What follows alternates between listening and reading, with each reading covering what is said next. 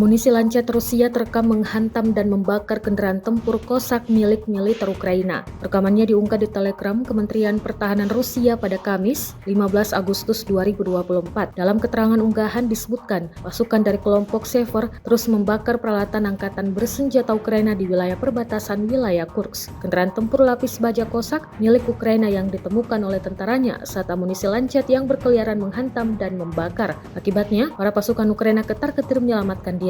Beruntung tak ada korban jiwa yang dilaporkan dalam serangan ini. Dan diketahui pula perang antara Rusia dan Ukraina belum juga menunjukkan tanda-tanda akan meredah.